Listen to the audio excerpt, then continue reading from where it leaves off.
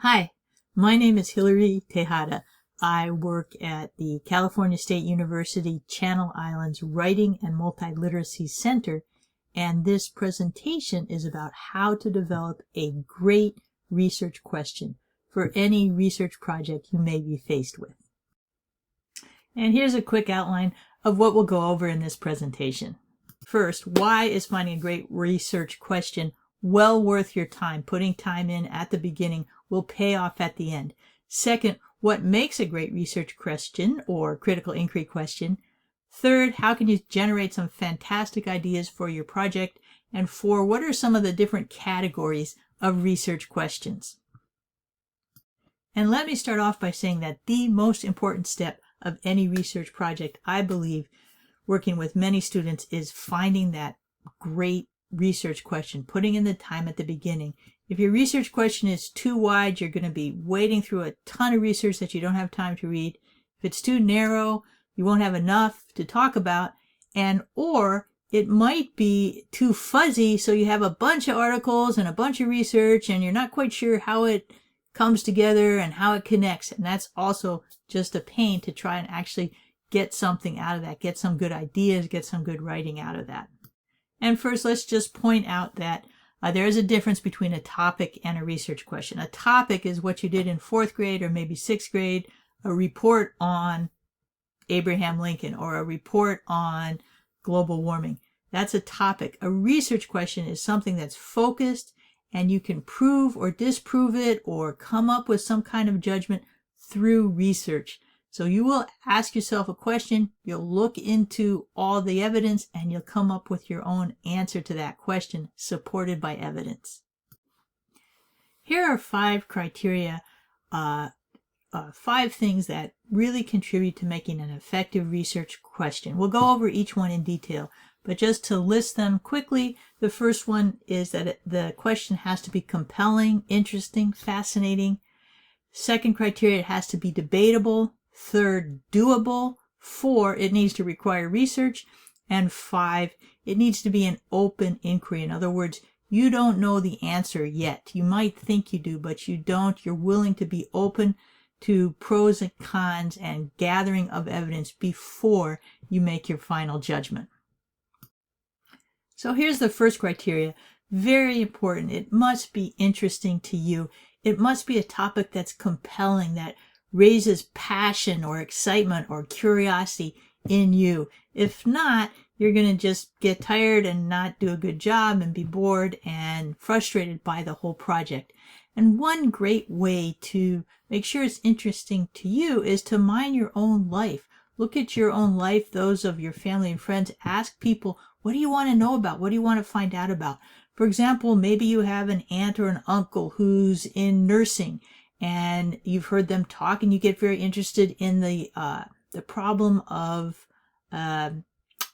healthcare worker burnout. Or maybe a friend has been involved in drugs or drug rehab and you're very interested in which programs are effective and which are not. Maybe as a student you're wondering, what is a more effective way I can study, or do study groups really work, or what about diet? Can that help my academic performance? Many things that would actually directly affect you, which will also be within the subject of whatever class or whatever research project you're working on. And the second criteria is that it needs to be debatable. That's actually kind of 2 criteria the way I present it often to my students. The first part of being debatable is it has to be in the form of a question, right? So, for example, homelessness is not a great research question, but what are some of the main causes among older women of homelessness? Or what is more effective for dealing with homelessness? Is a housing first or a housing ready type of program more effective? Those kinds of things are more focused, and they're in the form of a question, and there's evidence about them that you can look at different viewpoints. The third criteria is it doable? Given what kind of a course or what kind of a project this is, how much time do you have, how many weeks, how many pages it's supposed to be, you have to design your question so that it will fit within the parameters of the class or the research group you're working with. And that's often usually parallel with, it needs to be a focused question. Usually, often questions that students will initially come up with are too wide. So you need to focus it down so you don't spend your entire life trying to do this research project. One way to focus it down is to ask the W questions: who, what, where, why, when, and figure out from those questions, how can I focus it? Maybe I'll focus it on the who and limit it to a group of people like middle-aged women or college students. Maybe I'll focus on the what. If I'm doing, say, effects of a drug, I don't want to obviously do all antidepressant drugs. I'll use one antidepressive drug or two and look at why is it effective and for who is it most effective. Maybe it's a question where I can focus it by the where. For example, I might look at the effect of natural disasters on childhood anxiety levels in Southern California where fires occur, or maybe in the Midwest because of the tornadoes, or maybe the effect of natural disasters on education level, and limit myself to, example, South Asia, and find ways to keep the question limited. Maybe it's a group of people, maybe it's an event, a time period. I could look at something post-COVID, or potentially compare pre and post-COVID or during COVID. I could look at one specific cause or effect, like I mentioned before, housing first versus housing ready programs, or a specific argument or two, because it's often very, very interesting to compare two different viewpoints in this type of research question, which I highly recommend having at least two viewpoints to look at from different angles. The fourth criteria for a great research question is that it requires research. In other words, this is not a paper or a project where you do your own personal philosophizing or report on your own experience. This is something that needs research. Other scientists, other researchers looking into it, doing surveys, doing experiments, trying to find out some data about this question. And of course, alongside of that, there has to be research about it. There's got to be enough research so you can dig into it a little bit and find out what's going on. If only one study's been done, that's not going to help your research question. You should rephrase your research question. And you can find that out pretty easily by looking at a library database or just searching the internet and, for example, Google Scholar, and seeing if, oh yeah, there's a bunch of research on this. Or now, of course, you can also use AI. And there's another, that's basically the topic of another video, how to use AI to find good research articles. It's very easy now, super fast. And finally, the fifth criteria is that it must project an open inquiry. In other words, you start out with a neutrally worded question, a neutral mindset, open to looking at the data. Even if you think you know the answer to your question, which often might happen, being open to looking at all the data with an open mind, an unbiased mind, and then coming to your final judgment. In other words, don't start the thing thinking this is a persuasive essay and you know the answer and you just have to collect information that supports your answer. No. Make your question neutrally worded, collect evidence as much as you can, weigh the evidence, and then come to your final conclusion. Okay, so part 2, how do we come up with these great ideas, these great research questions? And it's a lot of fun. You get to brainstorm. That's the thing to do. Just brainstorm. Go different directions. The thing about brainstorming is there's no wrong brainstorm. Brainstorming means storming your brain, letting any kind of ideas come in through discussion, through talking, through drawing, through whatever you do. There's nothing bad. No bad ideas come out of brainstorming. Let everything flow, even the ones that seem weird or crazy or completely impossible. Let your brain entertain those ideas. Write them down as you're brainstorming your research question ideas.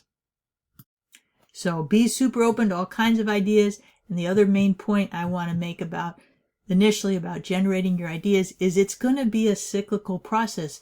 It's not like you come up with the idea, you collect your research, and you answer the question. You might start collecting research and realize you can improve your question in some way, or there may be an angle that you'd rather look at, so you rewrite your question again. Remember that you read a little bit, you develop the question a little bit more, you read it a little bit more, you maybe develop the question a little bit more. So it might go through 2 or 3 or 4 iterations before you come to a question that's really great for you. So, what are some of the methods for generating great ideas? The first one I've already kind of talked about, which is mine your own life. The next one is search the internet. The third one is create a concept map. And the fourth is use artificial intelligence. And I'll go over those again in a little bit of detail right now. The first way to come up with ideas, as I mentioned before, is mine your own life. Ask yourself what is important in my life that I'd like to learn more about. Is it maybe a work issue, maybe a relationship issue, a school or a health issue, maybe something in current events. It's a great place to start generating ideas. Your own life. What sparks you? That's really, really, really, really important. The second way to generate some ideas is just sort of search around the internet. For example, maybe one time I did want to do a project on coral reefs. Coral reefs is a very wide topic. What am I talking about? I'm talking about climate change in coral reefs. Am I talking about sea urchins eating coral reefs? What do I want to do? And what is actually controversial at this moment? So I just typed in coral reefs controversy, and I got some interesting topics that were much more focused about certain problems in restoring coral reefs, certain problems in fighting decimation of coral reefs due to climate change or due to invasive species. Or then I could also focus in on maybe the Caribbean coral reefs or the Great Barrier Reef. So as I was looking through the internet, I found ways to focus that question, that topic of coral reefs into a really interesting question. And my keyword, the key keyword, was literally controversy. Coral reefs controversy. I could also have put, for example, maybe I want to do something on food deserts in the cities, or rural food deserts. And maybe I would put in food deserts, different viewpoints, and I might come up with something. You can also use different websites which actually take issues and look at pros and cons, or different viewpoints, such as procon.org. There's also websites which will list, different topics, different questions you could research for your paper on whatever. Those tend not to be too helpful because they're getting so far away from what you might actually be totally interested in. Procon.org will list 5 or 6 pros and 5 or 6 cons for each issue they have there, and maybe you'll take one of those cons or one of those pros and look into it more deeply. That could be a way to focus your question as well. So the internet is a way to, very much so, a way to find some great ideas. The third way to generate ideas, if you're good at the visual aspect of it, is to make a concept map or an idea map. This here is a concept map about concept mapping, but it gives you the idea of, there's different things going on in this topic. There's different links. There's different ways to look at it. There's many, many connections, and you may decide, looking at this whole thing, I'd actually really like to do some more research on this piece here, just this piece of this concept map. Or I may say, wow, there's a relationship between this and this. What happens if I increase this? Does that increase? So by concept mapping, you can also come up with some really interesting questions focusing in on your particular topic, your particular interest, and in the form of a question. Concept maps, if you take the time to draw them or draw them with somebody, have a lot of advantages, called the 4Ds. They draw connections between ideas. They discover new directions for research. They develop major points, and they define boundaries to narrow the subject down. The 4Ds are a great way to convince yourself that it is time to maybe make a concept map before you go further. What do you really want to look into here? And the main thing about it is creative connections. It helps you creatively see different connections within this whole subject area that you're looking into. And the fourth way to generate ideas is ask AI. Claude.ai is a great one for generating ideas. And it's the topic of a whole nother video, how to use AI to generate research ideas. But what I've learned, and of course AI is changing and developing, but what I've learned is it's these important things. First, tell AI what you're interested in. Talk to it kind of like a friend. This is what I'm interested in. This is what I like to do. Then tell it the parameters of the research assignment. I need to use, 5 primary research articles. I need to make my own survey or whatever. And it needs to be so long. I'm an undergraduate. I'm a graduate student. But then, so tell them all the parameters, tell them what you're interested in, say, give me some research ideas, some research question ideas. Remember, though, that AI is just a word counter and a word organizer. It doesn't think. It will come up with 30 different research questions for you, but some of them may have nothing to do with reality. So you have to check for accuracy. The other thing, whatever question you pick from the list it generates, for example, check and make sure this is a real legitimate question. The other thing when doing AI is you don't do it just once. Usually you ask the question, you don't like the list that it comes up with, you re-ask, maybe you restate the question differently, maybe you ask a follow-up question. So all these things you can do with AI, and Claude.ai is a very good one for generating ideas. So it's another way to come up with a great research question. So finally, I'd like to go over what kinds of questions are there actually. You've got a question, figure out what kind of question you're actually asking yourself. And there's 3 types. It might be a factual question, it might be an evaluative question, or it might be an interpretive question. Probably not interpretive this is a science or a sociology, psychology course. That's probably more factual or evaluative. Interpretive is something else, but let me show you. And the different kinds of research questions or judgments or critical inquiries kind of fall in these 3 categories, but they're also combined categories. The first type of category is simply factual. Will this herb help my cold? Will elderberry help me ward off the flu, for example? And it's facts, and it either will or it won't, and the research will bear it up or show that it doesn't help. So you look at the research into that. Evaluative would be, there's 3 types of evaluative questions. The first one is aesthetic, and again, that's not so much research-based as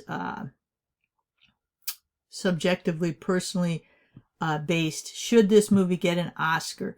That kind of judgment doesn't usually take research as much as just figuring out your own values, your own preferences. Then there's an ethical question. This could very well involve a lot of research. For example, is the death penalty ethical or not? So then you'd have to look into the facts about the death penalty and how many people are getting killed with the death penalty, how many people are not being murdered because we have a death penalty, who is getting falsely accused, how many people are falsely accused and on death row. So a lot of facts would go into dealing with the ethical question, as well as straight up ethical. Is it right to take a life for a life? Then the third type of evaluative judgment is what they call the instrumental judgment. That's really what is the best way to do something. So what is the best way to register voters? What is the best way to handle homelessness in a city? What is the best way to teach children how to read? So many facts and so much research goes into those kinds of instrumental evaluations. And the third big type is interpretive. That's not really a research thing either. It's more, what does this poem mean? There may be some research involved in looking into old poets and what was the symbolism used when they were writing and that type of thing. But it tends to be not something that requires a whole lot of research. So factual, straight up, yes, no, these are the data, this is the data. What is the data? Evaluative, how does the data help me answer this ethical question or this instrumental question? And interpretive, what does something mean? And it's good to look at your research question once you have it and say, what am I actually looking for here? Am I looking for straight up facts? Or am I looking for facts to make an ethical judgment or facts to make an instrumental judgment? If you know what kind of category your question falls into, you can also be more focused, be more effective in finding the answer. And so just to conclude, a good research question is well worth putting in some time at the very beginning of your research effort to develop that great research question. It's going to help you stay interested. It's going to help you manage your time well, use your time well, and it's going to result much more likely in a successful project. So if you've developed a great research question, it's compelling, it's relevant, it's focused, you've been able to find good research to look at the different sides, then you will be much more confident in your final judgment. You'll be confident in yourself. You'll be confident in the answer you found when you share it with others.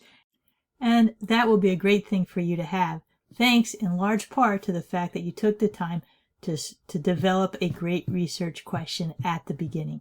So my best wishes to you as you develop your research questions. I hope you find some really fascinating ones, and I'm sure you will. Thanks for listening. Bye-bye.